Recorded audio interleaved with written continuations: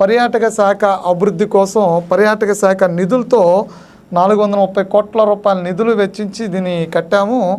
దీన్ని ప్రతిపక్షం చూసి వారవలేకపోతుంది అని విమర్శలు చేశారు. అధికారంలో ఉండి రిషికొండ కట్టిన తర్వాత ఆ రిషికొండ వల్ల విశాఖ నగరానికి ఏదో ఇది రాబోతుంది, ఒక కళ రాబోతుంది, లేదంటే విశాఖ నగరానికి ఒక ఖ్యాతి రాబోతుంది అనే తరహాలో బిల్డప్ ఇచ్చారు.